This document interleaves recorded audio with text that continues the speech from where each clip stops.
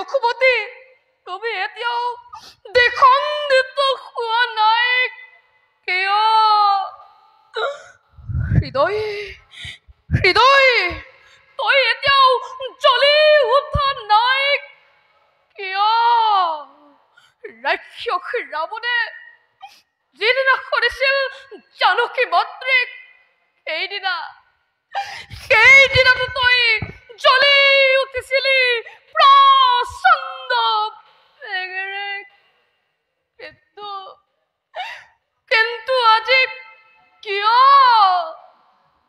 ৰাজ্য ধন পৰিসৰি ত্যাগ কৰি স্নেহৰ উৰ্মিলা তোমাৰ বাবে দাদা তোমাৰ বাবে মেৰিয়াই লৈছিলো শৰীৰত পাকলি বকন কিন্তু কিয় দাদা কিয় দিলা এনে নিষ্ঠুৰ আদেশ এয়াই নেকি প্ৰতিদান লক্ষ্মণক তোমাৰ বনৰ মাজত দেৱী জানকীয়ে যেতিয়া সুধিব দেশৰ লক্ষ্মণ হিংস্ৰ জন্তুৰে পৰিপূৰ্ণ এই বনৰ মাজত মই কেনে যাম মই ক'ত থাকিম তেতিয়া কে বুলি দাদা কে বুলি উত্তৰ দিব এই নিষ্ঠুৰ লক্ষ্মণে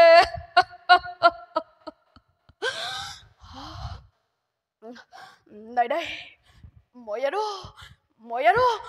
বিচলিত হলে নহব জ্যেষ্ঠ দাদা পিতৃতুল্য মোৰ তেওঁৰ আদেশ পালিবই লাগিব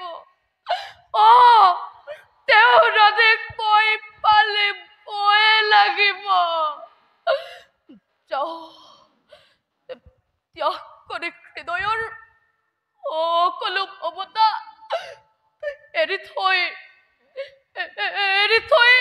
আহোঁগৈ জানকীক অৰণ্যৰ মাজত ক্ষান্ত হোৱা মূঢ় জনগণ জানকীৰ জয়ধ্বনিৰ আৰু নাই প্ৰয়োজন সীতাময় জনম দুখুনি অযোধ্যাৰ ৰাজসুখ আৰু বিধাতাই লিখা নাই মোৰ কপালত সীতাময় চিৰ অভাগিনী মোৰ প্ৰতিশোল বিধি বাম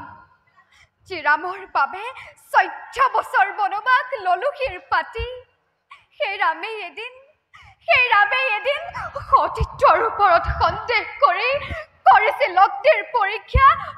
সমুদ্ৰৰ তীৰত পুনৰ অযোধ্যাৰ খিলঞ্জীয়া প্ৰজাৰ কথাত চলনাৰে ঠেলি দিছিল মোক জনহীন অৰণ্যৰ মাজত সেইদিনা আছিল মোৰ মৰণেই কাম্য কিন্তু লৱ কুশ ৰঘুবংশধৰ সিদিনা আছিল মোৰ গৰ্ভত সেইমতেই মাথো মহৰ্ষি বাল্মীকিৰ কৰোণাত আজিও ৰাখিছো এই ঘৃণিত জীৱন কিবা দুখ কিয় হলা মোৰ প্ৰতি এনে নিৰ্মম ৰাঘৱ হিংসুকীয়া প্ৰজাৰ কথাত ভুল গৈ সঁচা মিছা নকৰি বিচাৰ কিয় দিলা তুমি মোক যমৰ যাতনা এই এনে ৰাম প্ৰজা দুৰঞ্জন ধন্যবাদ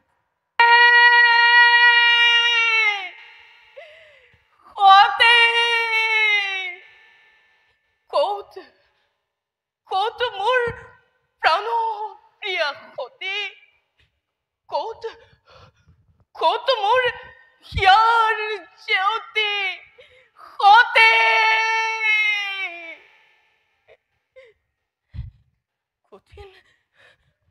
কঠিন হৃদয় মোৰ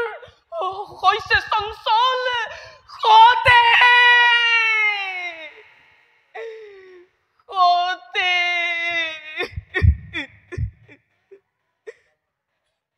পদুমৰ পাখি যেন কোমলীয়া দেখা মীনা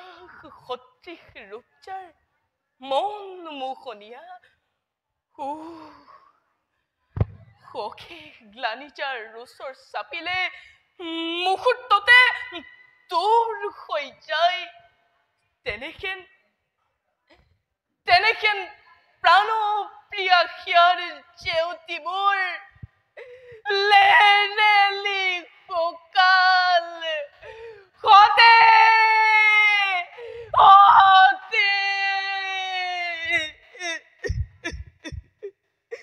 মোৰ প্ৰাণৰ জেউতি ৰচিছিলো সংসাৰ তোমাক বুকুত সাৱটি কিন্তু নিমিষতে কিয় আখি হৃদয় বিদাৰি শ্মশান নিবাসী হৈ পৰি গুচি গলা সতে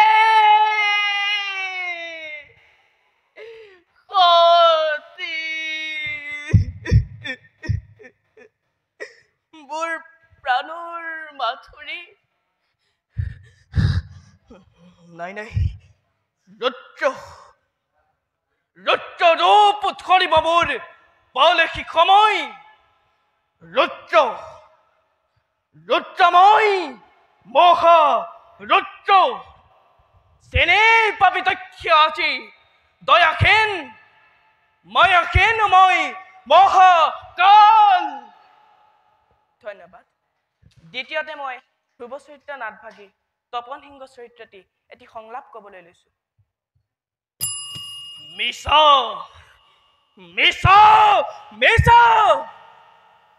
সকলো চেষ্টাই মোৰ মিছা চন্দ্ৰপ্ৰভাৰ ৰূপত মুগ্ধ হৈ আজি পৰ্যন্ত চন্দ্ৰপ্ৰভাৰ প্ৰেমৰ পৰশ লাভ কৰিব পৰা নাই সমাজ সিংহ এই সকলোৰে কাৰণ তুমি প্ৰধান সেনাপতি পদত অখণ্ড হৈ থাকিবা আৰু মই চিৰকাল তোমাৰ সহকাৰী হৈ থাকিম অসম্ভৱ এইবাৰ চলে বলে কিম্বা কৌশল কৰি হলেও তোমাক প্ৰধান সেনাপতি পদৰ পৰা পদচ্যুত কৰি মই সময় উত্তান ৰাজ্যৰ প্ৰধান সেনাপতি আৰু চন্দ্ৰপ্ৰভা তুমি হবা মোৰ জীৱন সংগিনী আৰু এয়াই হব তপন সিংহ জীৱনৰ একমাত্ৰ সংকল্প